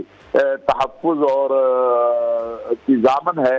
तो लिहाजा हमें अमली तौर पर सारे इक़दाम करने चाहिए और जो कौल और फेल का तजाद है हमें उसको भी अपने को खत्म करना चाहिए। ठीक है, तो सीरत तय्यबा को दुनिया के सामने लाना होगा और दुनिया को बताना होगा कि इस्लाम मोहब्बत और रवादारी का दीन है। इस्लाम का दहशत और वहशत और इंतहा पसंदी से कोई ताल्लुक नहीं। जी ठीक है, तो मौलाना साहब OIC की हम बात कर रहे हैं, जिस तरह से वो इजलास बुलाया गया है और ये कहा गया है कि इस्लामी फोबिया के हवाले से काम किया जाए, ठोस इक़दाम लिए जाएं, पाकिस्तान के इस हवाले से क्या स्टांस है? देखिए, पाकिस्तान ने तो पिछले दौर में और उससे पहले मियां नवाज शरीफ साहब ने और फिर इमरान खान साहब के दौर में इस पे बहुत काम हुआ। फिर अभी बिलावल भुट्टो जरदारी साहब और शहबाज शरीफ साहब इस पे उन्होंने भी बड़ी मेहनत की है। और आपको पता है कि एक दिन जो है इस्लामोफोबिया के हवाले से मखसूस किया गया है। इसी तरह हमारी करारदाद अक़वाम मुत्तहिदा में इस्लामी ताउन तंजीम के ताउन से जो है वो पेश हुई है, जिसमें हमारे साथ चीन ने, रूस ने, कनाडा ने भी ताउन किया। मैं समझता हूँ कि उस पर मजीद मेहनत की जरूरत है ताकि आलमी सतह पर कानून साजी हो। जब तक आलमी सतह पर इस पर कानून साजी नहीं होगी ये सिलसिला नहीं रुकेगा और इसको रोकने का रास्ता एक ही है कि हम अपने किरदार और अमल को भी बेहतर करें और आलमी सतह पर जो इस हवाले से कानून साजी है उसके लिए भी मेहनत करें। ठीक है, तो मौलाना साहब आप क्या समझते हैं, जब भी इस तरह का कोई अफसोसनाक वाकया पेश आता है उसके बाद यही बात सबसे पहले की जाती है कि जिस भी मुल्क में वाकया पेश आया उसके सफ़ीर को बेदखल कर दिया जाए, वहाँ से अपने सफारतकार को वापस बुला लिया जाए, ये कैसा अमल है, ये दुरुस्त है या नहीं? मैं समझता हूँ ये एक एहतजाज है, एहतजाज का तरीकाकार है। कल रात यहाँ सऊदी अरब में स्वीडन के सफीर को तलब किया गया, एहतजाज रिकॉर्ड किया गया और ये एक दुनिया पर वाज़े करने की ज़रूरत है कि अगर आप हमारे मुक़द्दसात की तौहीन जो है उसकी इजाज़त देंगे और ये सरकारी सरपरस्ती में स्वीडन में हुआ है तो ये एक दुनिया में ये तरीका राय गया और हमें भी इसको इख्तियार करना चाहिए। हमें इस बात से नहीं, बल्कि यूरोपीय यूनियन ने भी इसकी मजम्मत की है और हमें तो इस बात से बिल्कुल नहीं घबराना चाहिए। अगर हम अपने आका सय्यदुल अंबिया हजरत मोहम्मद मुस्तफ़ा सल्लल्लाहु अलैहि वसल्लम की नामूस और कुरान करीम की अजमत और उसकी सदाकत और उसकी जो है शान के लिए कोई कदम उठाते हैं तो इंशाअल्लाह अल्लाह रब्बुल इज्जत की तरफ से भी हमारी मदद होगी और जो मसाइब और मसाइल में है हम उससे भी हम निकलेंगे। तो हमें इससे खौफजदा नहीं होना चाहिए कि इससे कौन नाराज होता है या कौन राजी होता है। हमें अपने अल्लाह को राजी करने की कोशिश करनी चाहिए और आका अलैहिस्सलातु वस्सलाम की नामूस और कुरान करीम की अज़मत और शान के लिए हर उस इक़दाम को उठाना चाहिए जिससे आइंदा इस किस्म के वाक़यात जो हैं उनको रोका जा सके। ठीक है, बहुत शुक्रिया मामले खुसूसी वज़ीर आज़म मौलाना ताहिर अशरफी। कॉन्वर्सेशन थे, उनका ये कहना था कि इस हवाले से आलमी जो कवानीन हैं वो बनने चाहिए ताकि इन तमाम वाक़यात की जो रोकथाम है उसको यकीनी बनाया जा सके। नाज़रीन, आगे बढ़ते हैं और अब कुछ बात करेंगे क्रिकेट के हवाले से। तो वर्ल्ड कप फीवर शुरू होने को है और क्रिकेट वर्ल्ड कप में वेस्ट इंडीज़ का वर्ल्ड कप से बाहर होना इस वर्ल्ड कप फीवर का आगाज़ है, जबकि इस फीवर का उरूज पाकिस्तान इंडिया का मैच होगा जिस पर दुनिया भर की नज़रें होती हैं। लेकिन एशिया कप को भारत ने जिस तरह से सियासत ज़दा किया है उसके बाद से पाकिस्तान वर्ल्ड कप खेलने भारत जाता है या नहीं जाता, ये मामलात अभी तक शशोपंच का शिकार हैं। और इसी हवाले से पाकिस्तान क्रिकेट बोर्ड ने भारत में होने वाले वर्ल्ड कप में शिरकत की इजाज़त के लिए हुकूमत को भी ख़त लिखा था कि वर्ल्ड कप भारत में हो रहा है, इस हवाले से उन्हें बताया जाए कि वहाँ शिरकत करनी है या नहीं करनी, किस किस मकाम पर खेलना है, इस हवाले से भी हिदायत जारी की जाएँ। पीसीबी ने ख़त के साथ तमाम वेन्यूज़ की फहरिस्त भी हुकूमत को भेजी है और कहा है कि रवानगी के फैसले से कबल अगर वफ्द भारत भेजना है तो उसका फैसला भी कर लिया जाए। लेकिन क्रिकेट वेबसाइट क्रिक इन्फो की रिपोर्ट के मुताबिक वनडे वर्ल्ड कप के लिए कौमी टीम के दौरे भारत का फैसला अगली हुकूमत के चार्ज संभालने तक मौखर होने का इम्कान है। तो हुकूमत के पास जवाब देने की कोई डेडलाइन नहीं है, लेकिन पीसीबी हुकूमत की क्लियरेंस के बगैर सफ़र नहीं करेगा। फिर आईसीसी की भी जो सालाना मीटिंग्स हैं वो 10 से 13 जुलाई को साउथ अफ्रीका के शहर डर्बन में हो रही हैं। आईसीसी मीटिंग्स में सालाना रिपोर्ट और आइंदा का जो लायामल है उस पर बात की जाएगी। साथ ही साथ आईसीसी पाकिस्तान में होने वाली चैंपियंस ट्रॉफी 2025 के हवाले से मेंबर्स को भी ब्रीफ करेगा। हमें ज्वाइन किया स्पोर्ट्स एनालिस्ट सलीम खालिक साहब ने, उनसे इस हवाले से मजीद बात करेंगे। सलीम साहब, आपके वक्त के लिए सबसे पहले तो हमने देखा है कि जो वेस्ट इंडीज़ है वो ही क्वालिफाई नहीं कर पाया, इसको किस तरह से देख रहे हैं? उनकी क्रिकेट पर इतना जवाल कैसे आ गया? जी बहुत शुक्रिया, आपने मुझे इनवाइट किया। देखिए, वेस्ट इंडीज की वो टीम के जब वनडे वर्ल्ड कप शुरू हुआ था 1975 में, पहला टाइटल वेस्ट इंडीज ने जीता, दूसरा टाइटल भी 79 में वेस्ट इंडीज ने जीता। उसको कहा जाता था काली आंधी, लेकिन काली आंधी अब बिल्कुल ही कह लें कि खत्म हो चुकी है और अब कोई वेस्ट इंडियन क्रिकेट बिल्कुल एंड है, जवाल पजीर है। वजह इसकी है कि वहां के जो क्रिकेटर्स हैं उन्होंने पैसे के पीछे तो सब भागते हैं, वहां के क्रिकेटर्स बहुत ज्यादा पैसे के पीछे भागे। जब से लीग आई, आप देख लें दुनिया में कहीं भी लीग हो, वहां सबसे ज्यादा वेस्ट इंडीज के क्रिकेटर दिया है। उनके बोर्ड का भी कसूर है कि उन्होंने मुआवजे कम रखे और दूसरी चीजें की। इस वजह से उनका टैलेंट जो था, अच्छा टैलेंट, वो बाहर होता रहा, लीग्स की तरफ ज्यादा राग़िब होता रहा, लड़ाइयां उनकी चलती रही। फिर जो वहां क्रिकेट का शौक है वो भी ओवरऑल अब काफी कम हो चुका है। और वेस्ट इंडीज की टीम आपको पता है मुख्तलिफ जज़ायर को मिलाकर बनती है, तो अलग अलग उनके यहाँ भी इसी तरह रहता है कि भाई फलां जजीरे का है, ये वहां का है, तो बहुत सारी चीजें मिलाकर अब ऐसा हाल हो गया है वेस्ट इंडीज का कि वहां की क्रिकेट बिल्कुल ही अब नीचे आ गई कि ये वक्त है कि पहली बार वेस्ट इंडीज की टीम वर्ल्ड कप के लिए क्वालिफाई नहीं कर सकी। और बड़ा ही ये शर्मनाक, मैं तो कहूंगा कि ये चीज है कि इतनी बड़ी टीम जो 2 टाइटल जीत चुकी है, तो इस बार हमें वो एक्शन में नजर नहीं आएगी वर्ल्ड कप में। ठीक है सलीम साहब, एक और अहम मामला है, पाकिस्तानी टीम के हवाले से भी कुछ कंफ्यूजन है कि वो जा पाएंगे, शिरकत करेंगे, नहीं करेंगे, और उसकी जो बुनियादी वजह है वो तो एशिया कप ही है। जिस तरह से एशिया कप को मुतनाज़ा बनाया गया, तो वर्ल्ड कप में जो शिरकत है वो भी ऐसे ही लग रहा है कि शराइत पर होती दिखाई दे रही है, या फिर आपको लग रहा है कि गैर मशरूत तौर पर भी हम शिरकत करेंगे? जी, गैर मशरूत तौर पर भी हम शिरकत करेंगे। 2 वजह हैं। पहली वजह ये कि हमारी जो गवर्नमेंट है, हमारा क्रिकेट बोर्ड है, उसने कभी भी ऐसा नहीं किया कि क्रिकेट को पॉलिटिक्स के साथ मिलाया हो। आप देख लें, माजी में भी जब काफी खराब हालात दोनों ममालिक के ताल्लुकात थे, तो भी हमारी टीम वहां जाकर खेलती रही है। लेकिन ये सिर्फ इंडिया का स्टांस है कि जी हमें नहीं खेलना पाकिस्तान के साथ, लेकिन आईसीसी इवेंट में खेल लेते क्योंकि वहां ज्यादा पैसे आ रहे हैं। तो मुझे नहीं लगता कि इस बार भी पाकिस्तानी हुकूमत क्रिकेट टीम को रोकेगी वहां जाने से। दूसरा, हम लोग अपनी शराइत पे कर नहीं सकते क्योंकि हम इस पोजीशन में नहीं है। अगर हम अपनी शराइत मनवाने की पोजीशन में होते तो हमने कहा था अहमदाबाद में मैच नहीं खेलना, तो अहमदाबाद में कोई मैच नहीं होता। अगर हमारी पोजीशन ऐसी स्ट्रांग होती तो हमने कहा था कि चेन्नई में हम नहीं खेलेंगे अफगानिस्तान से मैच, और बेंगलोर वाला जो ऑस्ट्रेलिया से मैच है स्वैप करें, तो ये बात भी मान ली जाती। बदकिस्मती से ऐसा हुआ नहीं। और क्रिकेट बोर्ड ने कल परसों खबर चलवाई है कि जी हुकूमत से राब्ता कर लिया, शेड्यूल भेज दिया हुकूमत को। भाई शेड्यूल तो पूरी दुनिया के पास आ गया 5 दिन पहले। ये सब पहले करने वाली बातें हैं, पहले पूछने के। लेकिन मुझे लगता है ये सिर्फ रस्मी चीजें हैं, और जो वर्ल्ड कप आएगा तो आई होप कि पाकिस्तानी टीम इंडिया खेलने के लिए जाएगी। ठीक है, तो क्या ये जो मामला है रवानगी की तारीख के करीब तक भी मजीद बढ़ सकता है? जैसा कि हमने देखा था कि 2016 में भी था, जब पीसीबी की जानिब से धमकी दी गई थी कि वो T20 वर्ल्ड कप से दस्तबरदार हो जाएगा जब तक भारतीय हुकूमत की तरफ से जो पाकिस्तानी टीम की हिफाजत की यकीन दहानी नहीं कराई जाती। तो उसके नतीजे में भी हमने देखा था कि आखिरकार जो पाक भारत मैच था वो धर्मशाला से कोलकाता मुंतकिल हो गया था। देखिए, अहमदाबाद तो वाकई एक सेंसिटिव मकाम है, आपको पता है वहां पर मुसलमानों के साथ कैसा सलूक हुआ था, कितने फसादात हुए थे और क्या क्या मामला हुए। वहां हमेशा एक टेंशन तो रहते ही है। फिर पाकिस्तान टीम वहां जाके खेलेगी, 1 लाख से ज्यादा क्राउड स्टेडियम में मौजूद होगा, तो गड़बड़ का चांस तो होता ही है। तो अगर पाकिस्तान की हुकूमत ये कहे कि जी अहमदाबाद में हमारी टीम नहीं खेल सकती, तब शायद जाके आईसीसी सोचे इसको मैच को स्वैप करने का। लेकिन मैंने इंडियन एक जर्नलिस्ट हैं विक्रांत गुप्ता, उनकी जुबानी किसी शो में सुना था, वो कह रहे थे कि चेन्नई के उन्होंने एज अ बैकअप वेन्यू भी रखा हुआ है। तो पाकिस्तान टीम वहां खेलने तो जाएगी, लेकिन अहमदाबाद का वेन्यू अगर गवर्नमेंट लेवल पे बात हुई, गवर्नमेंट ने कह दिया, तो फिर आईसीसी भी मजबूर हो जाएगी कि वेन्यू को चेंज करे। और अच्छा ही होगा, अहमदाबाद में क्राउड तो ज्यादा आएगा लेकिन गड़बड़ का चांस भी उतना ही होगा। ठीक है, तो आईसीसी की सालाना मीटिंग भी होने जा रही है, उसको भी बहुत अहम गर्दाना जा रहा है, लेकिन हमारी जानिब से जो कायम चेयरमैन हैं वो जा रहे हैं। तो क्या एशिया कप के जो मैचेस हैं वो पाकिस्तान में बढ़ाने की कोई बात हो सकती है? आईसीसी चैंपियंस ट्रॉफी पाकिस्तान में करवाने पर जो हमारी लॉबिंग है वो आप मुकम्मल देख रहे हैं? क्योंकि अब चेयरमैन पीसीबी नजम सेठी भी नहीं रहे, जो हमारी क्रिकेट है वो भी सियासत ज़्यादा है। देखिए, बड़ी बदकिस्मती है हमारी क्रिकेट के लिए, एक ऐसी सूरत हाल है कि वर्ल्ड कप से पहले चेयरमैनशिप के लिए वर्ल्ड कप एक खेला जा रहा है और जो भी जीते नुकसान उसका पाकिस्तान क्रिकेट को ही होगा।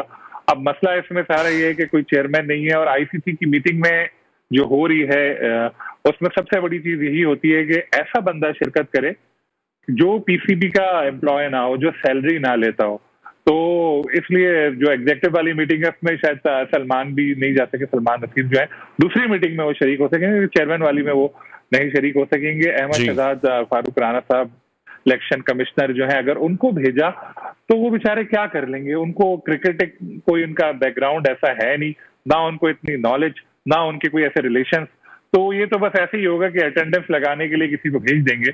तो आई होप और अल्लाह करे कि उससे पहले ही ये मामलात हल हो और कोई प्रॉपर पीसीबी का सिस्टम बने और फिर कोई चेयरमैन बन के फिर मीटिंग में शिरकत करे, ताकि पाकिस्तान की अच्छी तरह से उसमें नुमाइंदगी हो सके और फिर एशिया कप के हवाले से या वर्ल्ड कप में जो कंसर्न्स है उसमें सही तरह से बात हो सके। ठीक है, बहुत शुक्रिया। स्पोर्ट्स एनालिस्ट सलीम खालिक हमारे साथ थे। नाज़रीन, ब्रेक लेते हैं, ब्रेक के बाद आपको दोबारा ज्वाइन करेंगे साथ में।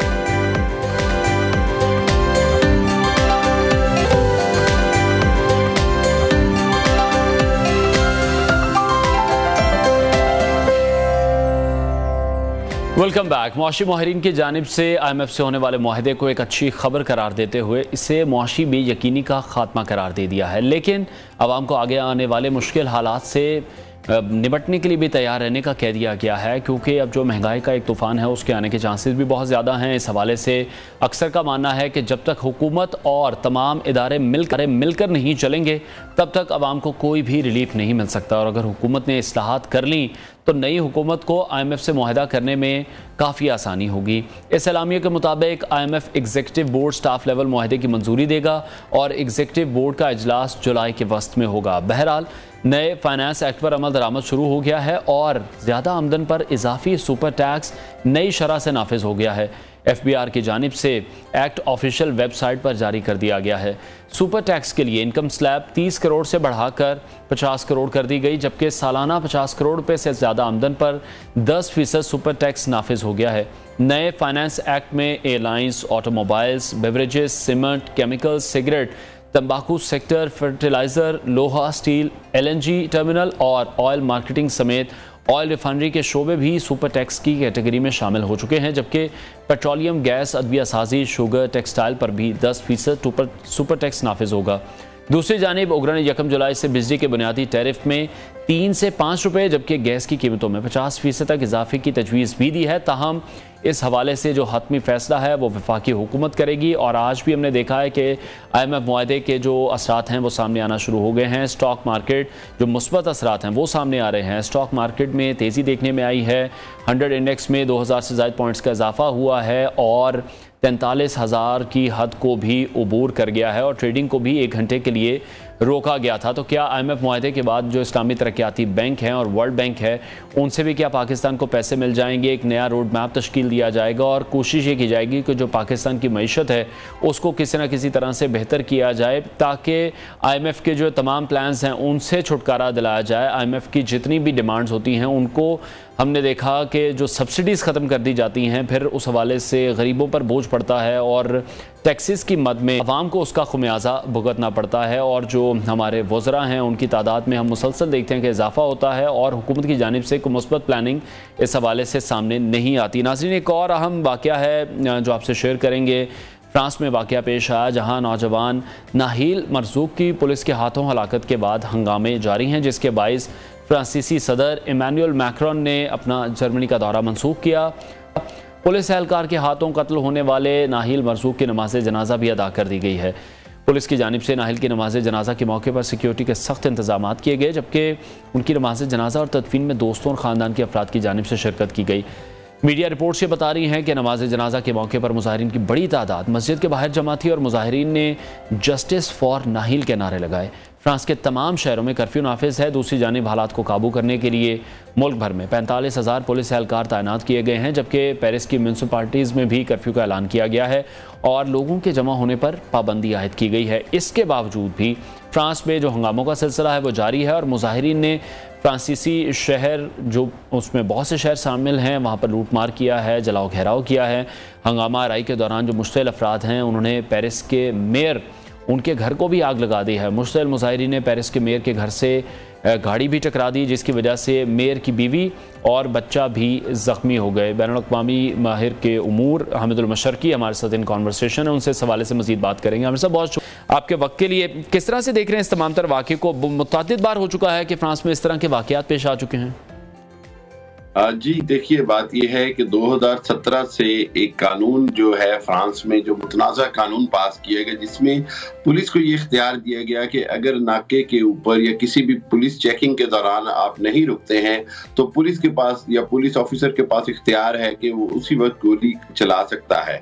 इस कानून के गलत इस्तेमाल की वजह से 2022 में 52 लोगों की जान गई और सिर्फ फ्रांस के अंदर।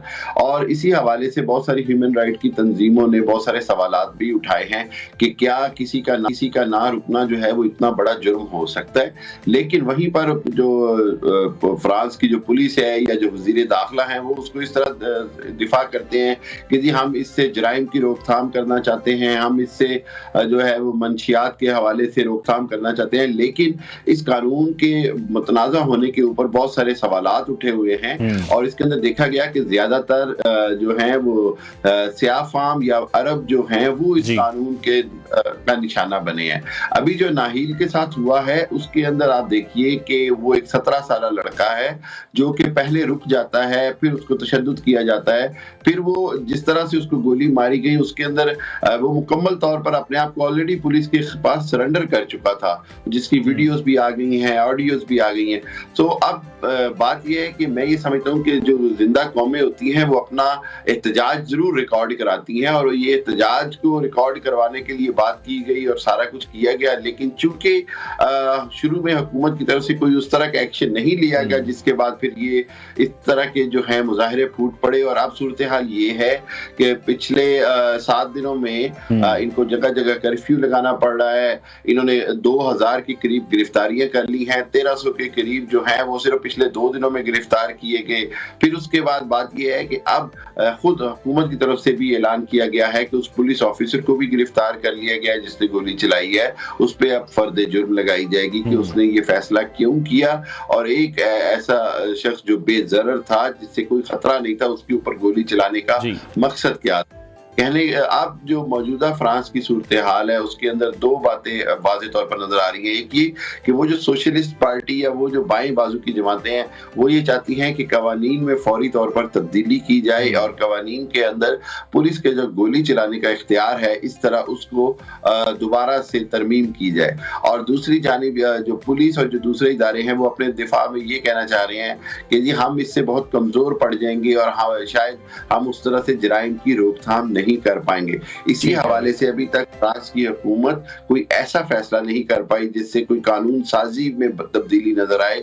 अभी फ्रांस की हुकूमत की पूरी कोशिश है कि हर हालत में ये मुजाहिरीन को रोका जाए। ये जो पुरतशद्दुद मुजाहरे और जलाओ घेराव हो रहा है, खुसूसन सैकड़ों की तादाद में गाड़ियां जला दी गई हैं और जो है बड़ी बड़ी इमारतों के ऊपर जो है वो अटैक किए गए हैं। लेकिन वहीं पर कोशिश ये की जा रही है कि अब हालात को पुरअमन रखा जाए। कल की रात जो है वो बहुत पुरसुकून गुजरी है यहाँ पर, और उसकी वजह यही है कि 40,000 के करीब जायद पुलिस एहलकार पूरे फ्रांस में तैनात किए गए। ठीक है, लेकिन हमें सब हम ये देख रहे हैं कि नौवादियाती दौर में इस तरह के वाकयात होते थे। अगर हम माजी की बात करें तो क्या हिस्ट्री से भी कुछ नहीं सीखा? 1961 में भी फ्रांसीसी पुलिस ने पेरिस में एहतजाज करने वाले 100 से जायद फ्रांसीसी जो अरबी हैं उनको हलाक किया था। इस वाक़े को भी तकरीबन 50 साल गुजर चुके हैं, लेकिन उसको तस्लीम तो किया गया, लेकिन कभी माफ़ी नहीं मांगी गई। इस साल भी इस तरह के 13 वाकयात हो चुके हैं। बिल्कुल है। देखिए, बात यह है कि फ्रांस के में बहुत कसीर तादाद में अलजायर के मुसलमान रहते हैं, अल्जीरियन रहते हैं, तो उनके साथ एक खास इम्तियाजी सलूक तो पिछले 70-80 साल से जारी है। लेकिन उसके अंदर बहुत सारी तंजीमें, बहुत सारे लोग एहतजाज भी करते हैं, लेकिन चूंकि जिस तरह आपने कहा कि नौआबादियाती तर्ज हुकूमत से उनको डील किया जा रहा है, उनको सेकंड क्लास सिटीजन कहीं ना कहीं गिना जाता है, और इसी हवाले से फार्म के साथ भी इसी तरह हो रहा है। लेकिन मैं ये समझता हूँ कि ये एक बहुत बड़ी खतरे की घंटी है खुद फ्रांस के लिए और बकिया यूरोप के लिए कि अगर इस तरह का रवैया रखा गया मुस्तकिल बुनियादों पर, तो अब एहतजाज जो है, अब जो जिसको कहते हैं मज़ाहमत की जो तहरीकें हैं वो बड़ी जोर पकड़ सकती हैं और यूरोप इसका मुतहम्मिल नहीं हो सकेगा। और जितनी भी दुनिया में तरक्की पसंद कौमें हैं उन्होंने अब इस तरह के कवानीन खत्म कर दिए हैं जहां पर कोई डिस्क्रिमिनेशन नजर आए, जहां पर कोई तकसीम नजर आए, जहां पर कोई तासुब नजर आए। तो इस हवाले से खुद फ्रांस की हुकूमत को बल्कि यूरोप के बकिया ममालिक को भी इन कवानीन पर नजरसानी करना होगी जिनके तहत खास तबका फिक्र या मजहब या रंग और नस्ल के लोगों को निशाना बनाया जाता है। और हमें सब एक खास सोच देखी जा रही है इमैनुअल मैक्रोन के दौर में इस्लामोफोबिया के हवाले से भी। एक तरफ इस्लामोफोबिया है, दूसरी जानिब सफ़ेद फाम होने का गुरूर है, तो फिर ये मामला कहाँ तक जाता दिखाई दे रहे हैं आप? इसमें आपको लगता है कोई हुकूमती सरपरस्ती भी शामिल है? मैं ये कहूंगा कि बिल्कुल ऐसी है, इजाफा तो जरूर हुआ है इमैनुअल मैक्रोन के दौर में, लेकिन इसमें हुकूमती सरपरस्ती तो नहीं कही जा सकती, लेकिन हुकूमती रवैया उनको हौसला अफजाई जरूर देता है। उन सफेद फार्म लोगों को जो वाइट सुपरमेसी की बात करते हैं, सफेद नस्ल परस्ती की बात करते हैं, उनको वो हौसला देता है कि जी वो किसी भी तरह से ट्रीट कर सकते हैं, किसी भी अंदाज का रवैया रख सकते हैं मुसलमानों के साथ, अरबों के साथ या जो सियाह फाम है उनके साथ। लेकिन आपको एक बात बताता चलूं कि फ्रांस में इंतहाई कसीर तादाद में सियाह फाम और अल्जीरियन, अलजायर के और इन ममालिक के अरब लोग शामिल हैं। और अब फ्रांस के अंदर जो है वो वक्त आ गया है कि मुसलमानों के लिए जो है वो कवानीन के हवाले से बराबरी का रवैया अख्तियार किया जाए। अगर इस तरह के इम्तियाजी कवानीन या इम्तियाजी सलूक खुद हुकूमत की तरफ से नजर आएगा तो उसका आने वाले दिनों में खुसूसन फ्रांस और बकिया यूरोप पर बहुत बुरा असर पड़ेगा। और मैं समझता हूँ कि दुनिया में कहीं भी अगर एक हद से ज्यादा इंसानी हकूक की खिलाफ वर्जी होगी तो उसका रिएक्शन आखिर अवाम की तरफ से देखने को मिलेगा। ठीक है, बहुत शुक्रिया। माहिर बैनुल-अक़वामी उमूर हामिदुल मशरकी हमारे साथ टेंशन थे। नाज़रीन, ब्रेक लेते हैं, ब्रेक के बाद आपको दोबारा ज्वाइन करेंगे। Stay with us.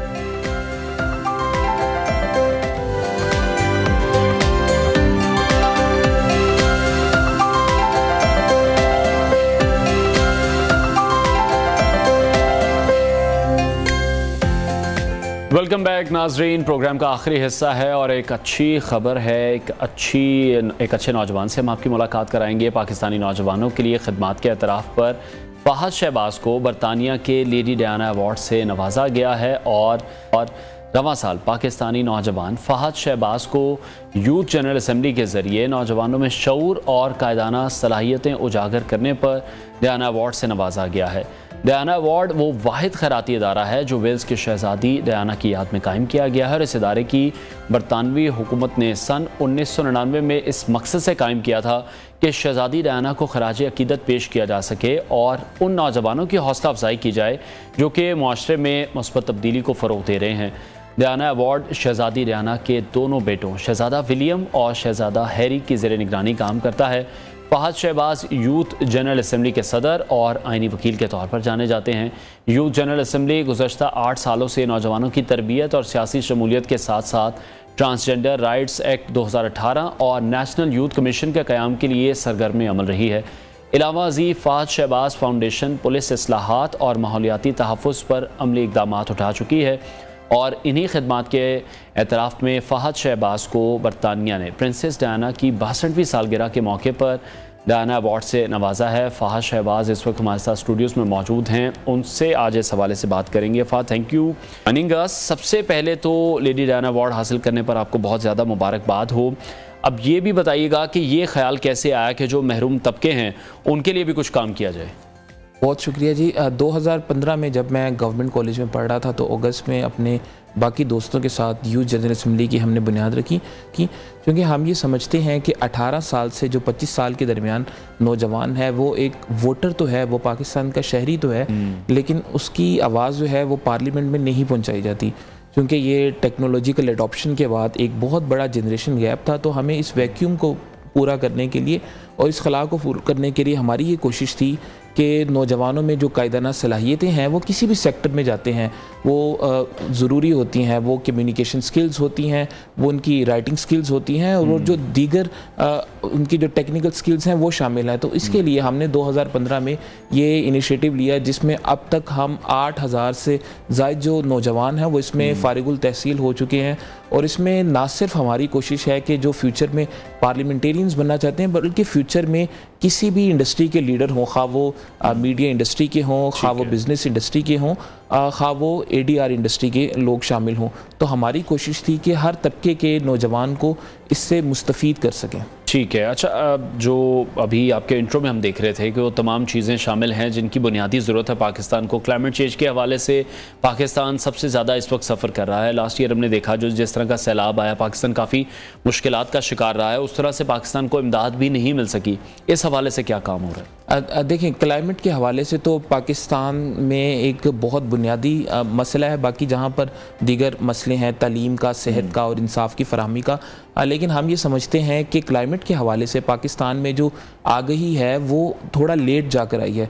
2014-15 में लाहौर में पहली क्लाइमेट वॉक होती है जिसके बाद हमें पता चलता है कि माहौलियाती आलूदगी भी कोई मसला समझा जाता है। उसके बाद हमने देखा है कि जो क्लाइमेट चेंज की मिनिस्ट्री है उसका बाकायदा डिवीज़न कायम किया गया और डिवीज़न कायम करने के साथ साथ जो उसकी पॉलिसी है उसको रिवाइज़ किया गया।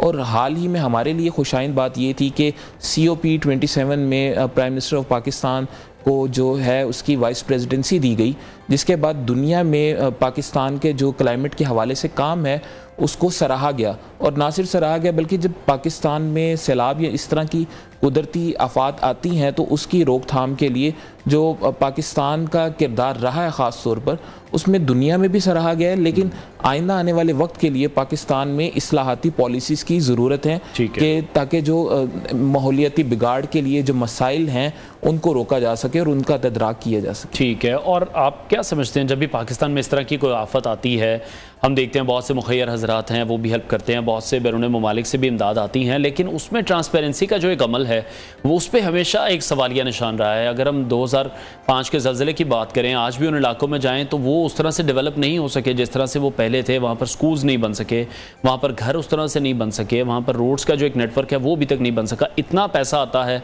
तो फिर वो जाता कहाँ है?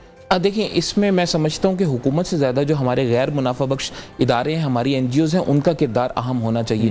क्योंकि बुनियादी तौर पर मसला ये है कि अगर एक सैलाब ज़दगान के जो मकानात हैं उनकी तमीरात के लिए काम कर रहे हैं तो दूसरे भी कर रहे हैं, तो इनकी एक ऐसी कोalition होनी चाहिए या एक इनका ऐसा इकट्ठ होना चाहिए कि जिसके बाद जो मुख्तलिफ गैर मुनाफा बख्श इदारे हैं वो तकसीम कर लें। लेकिन इसके साथ साथ हुकूमत की भी इन पर नज़र होनी चाहिए क्योंकि एक सतह पर तो हुकूमत की जानिब से ये मसाइल हैं, लेकिन दूसरी जानिब से जो गैर मुनाफा बख्श इदारे आपके यहाँ काम कर रहे हैं उनकी भी तरजीहात में फ़र्क है। तो वो एक ऐसा जो वैक्यूम है जहाँ पर काम करने की असल में ज़रूरत है। मिसाल के तौर पे जो सैलाब ज़दा इलाके हैं वहाँ पर सेहत के लिए किसी एक ऑर्गेनाइजेशन को जिम्मेदारी दे दी जाए, तालीम के लिए एक, और जो मकानात तमीर करने उसके लिए एक। तो जब हम हुकूमती सतह पर और जो गैर मुनाफा बख्श इदारे, जब हम ये मिल के स्टेक होल्डर बैठेंगे तब इसकी ट्रांसपेरेंसी भी बेहतर बनाई जा सकती है और इसका क्वालिफाइड हल भी हो सकता है। ठीक है। अच्छा, पुलिस के हवाले से आप कह रहे हैं कि इस्लाहात करने जा रहे हैं, तो पुलिस तो एक ऐसा महकमा है जिसके बारे में कहा जाता है कि अगर पुलिस के महकमे को ठीक कर लिया जाए तो शायद जो पाकिस्तान के आधे मसाइल हैं वो हल हो जाएंगे। तो क्या ऐसे बुनियादी स्टेप हैं जिन पर काम किया जा रहा है कि पुलिस के महकमे को बेहतर किया जाए? देखिए, पहली बात है बुनियादी सतह पर तो हमें पता है कि पुलिस में रिक्रूटमेंट का एक क्या तरीक़ाकार है। गो कि हाल ही में जो टेस्ट मुतारिफ़ करवाए गए हैं और हमारे जो दीगर सूबा हैं पंजाब के अलावा भी, उनके जो सरबराहान हैं उनका ये दावा हमेशा से रहता है कि अब उसमें ट्रांसपेरेंसी बहुत ज़्यादा आ गई, अब उसमें सिफारिश कल्चर ख़त्म हो गया। लेकिन मैं ये बुनियादी तौर पे समझता हूँ कि जो नई रिक्रूटमेंट होती है उसके बाद भी हमें वहाँ पर कहीं ना कहीं सियासी असर रसूख नज़र आता है। आज भी ये है कि एक SHO ने तब्दील होना तो उस इलाके के पार्लियामेंटेरियन की वजह से ही तब्दील होगा। दूसरी सतह पर यह है कि हम इस बात को समझते नहीं हैं कि जो पुलिस वाले हैं उनकी तनख्वाहें कितनी कम है। अगर उन्हें तफ्तीश के लिए जाना हो तो वो जिससे तफ्तीश करने जाना हो उस पेट्रोल मांगते हैं। तो यहाँ पे आप बुनियादी तौर पर देखें, और जो इनके पास इक्विपमेंट हैं वो भी बहुत पुराने हैं। फिर ख़ास तौर पे इनकी वर्दियों पे भी देखा जाए कि गर्मी का मौसम है और जिस तरह से ये वर्दी पहनते हैं या जिस तरह से इनकी ड्यूटी है और ड्यूटी के जो औकातकार हैं उसमें भी तब्दीली की ज़रूरत है। तो मसाइल तो उनके बहुत से हैं, उनको वो टेबल पे लाना होगा और मैं ये समझता हूँ कि तमाम सूबों की पुलिस को इकट्ठा बैठना होगा और इकट्ठा बैठ के ये जो इस्लाहाती रिफॉर्म्स है इसकी तरफ आकर इसको बेहतर करना होगा। ठीक है, उम्मीद यही करते हैं कि पुलिस के महकमे में जो इस्लाहात हैं वो यकीनी तौर पर होनी चाहिए, बहुत जल्दी होनी चाहिए और जो बुनियादी स्टेप्स हैं वो इसके लिए ज़रूर लेने चाहिए। बहुत शुक्रिया फ़ाहद शहबाज हमारे साथ इन कॉन्वर्सेशन थे। नाजरीन, प्रोग्राम का वक्त ख़त्म हुआ है, इंशाल्लाह कल आपसे मुलाकात करेंगे। अपना बहुत सारा ख्याल रखिए। अल्लाह हाफ़िज़।